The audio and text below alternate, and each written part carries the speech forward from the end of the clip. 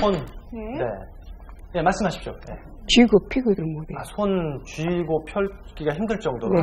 네. 몇 번째 손가락이 특히 좀 아프세요? 아하. 세 번째, 네 번째 손가락이 예. 당기시는군요. 그럼 네. 평상시에 생활하시기도 좀 힘드시겠네요. 힘드시죠. 집안일 하시기도 좀. 그렇게 딸들을 고생시킵니다.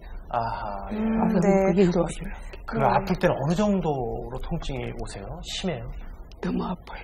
견디기 힘들 정도로? 네. 네. 그래서 쥐고만 다니고. 네. 쥐고 계신데. 병원에 가보셨어요? 그렇게 말씀해 네. 주시면 좋겠네요. 병원에 예. 네. 할머니 모시고 병원을 3년 동안 안 가본 데가 없이 다 가봤어요. 그렇죠. 뭐 예. 신경과, 뭐 네네. 관절염, 한의원까지 다 가봤는데 네. 특별하게 원인을 못 찾으시고 예. 계속 뭐 진통제만 투여를 해주시고 이제는 그마저도 못 하고 계시죠. 얼마나 괴로우시겠어요. 예. 네. 손발 저림과 통증이 유달리 좀 심하신 것 같은데 어떤가요, 교수님? 글쎄 제가 방송 전에 사전에 좀 여러 가지 검진도 해보고 했는데요. 네. 발적으로는 아프지 않나요? 발은 발적으로. 괜찮으세요, 어르신? 네, 걸어다니는 건 괜찮아요. 발은 괜찮고 발은, 주로. 발은 아까 말씀하시기로는 이제 쥐가 좀 나는 네.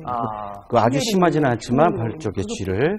그래서 이제 대개 한쪽이 이렇게 아프신 경우는 가장 먼저 의심해 봐야 될 게 뇌 쪽이 의심이 되는데요. 네. 아까 말씀하신 게 뇌 쪽의 MRI는 혈관 촬영 같은 거는 아무 이상이 없었다. 근데 이제 어떤 시술을 해서 아프시다고 했는데 사실은 그거하고의 연관성은 크지 않을 것 같고요. 이게 까마귀 날짜 배 떨어진 것 같습니다. 어쨌든 제가 가보니까 이쪽 손가락 쪽에 근력이 많이 떨어져 있으세요. 이게 손을 미는 힘이 작용을 해야 되는데 근력이 떨어져 있어서 이게 7번 신경, 경추 7번 신경에 어쨌든 문제가 있을 것이다. 네. 그렇게 생각이 되고요. 그다음에 감각 같은 것도 잘 못 느끼시겠다고 그러더라고요. 그래서 이렇게 감각이 많이 떨어지고 운동 기능이 떨어질 때는 아마도 경추 7번 신경에 그쪽이 뭐 디스크에서 눌리든지 아니면 척추관 협착증, 연세가 있으시기 때문에 네. 대개는 척추관 협착증이 아닐까 이렇게 생각이 들고요. 아하. 그다음에 발 쪽으로도 또 아까 보니까 저리시고 10m 뭐 20m 가시면 쉬어야 된다고 그래서 네네네. 척추관 협착증이 좀 있을 것 같아요. 그래서 어쨌든 그래서 쥐나는 것도 신경이 안 좋은 거고요. 그래서 일단은 개별적인 문제로 봐야 될 것 같습니다. 요새는 목부터 허리까지 한 번에 찍는 MRI도 있기 때문에 가서 검사를 하시고 신경 전도 검사 같은 것을 하시면 정확한 원인을 찾으실 수 있을 것 같습니다. 네. 저희 어머니도 뵈니까요, 이 혈액순환이 잘 안 돼도 이렇게 손가락, 이렇게 발가락이 저리다고 하셨거든요. 네. 그러니까 혈액순, 선발 저림이 대부분의 환자분들이 선발 저리다 그러면은 혈액순환이 좀 떨어져서 그런 거 아니냐 생각해서 민간요법으로 막 자기 혼자 진단해서 약을 먹게 되는데 대개 90% 이상이 신경 이상입니다. 그래서 이렇게 신경이 이상이 있는 경우는 왜 중요하냐면은 조기 치료할수록 좋아지고요. 만약에 조기 치료 기회를 놓쳐버리면은 평생 약을 먹어야 된다지 또 그만큼 의료 비용이 많이 지출이 되게 됩니다. 그래서 이렇게 자기가 진단해서 하게 되는 경우는 문제를 일으킬 수가 있죠. 그래서 이 혈관 이상보다는 오히려 이런 신경 쪽에 문제가 있었으니까 이게 뭐 한두 달 이상 지속된다 그러면 병원을 찾는 게 중요합니다. 네, 화면에 심각하네요. 보니까 네. 심각한데요.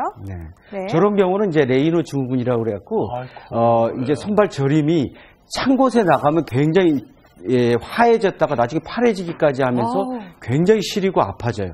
근데 또 따뜻한 데 들어오시면 이제 빨개지면서 원래대로 돌아가는 거죠. 상당히 고통스럽고 그 다음에 이제 과호흡증이나 이제 심리적으로 불안하고 이런 것들이 있을 때는 또 역시 마찬가지로 손발 저림이 있을 수가 있어요.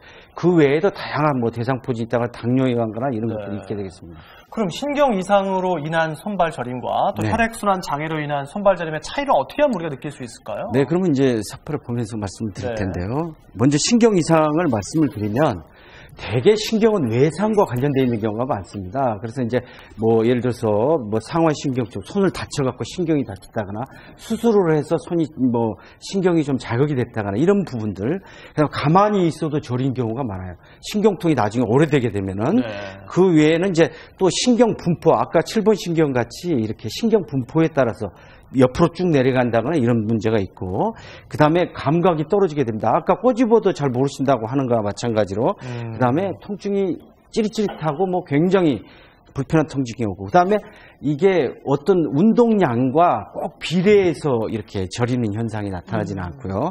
그 다음에 혈액순환 장애를 보시게 되면 대개 환자분들이 시리다고 그래요. 시리다고 그러고 대개 손끝이나 발끝이 차다 이렇게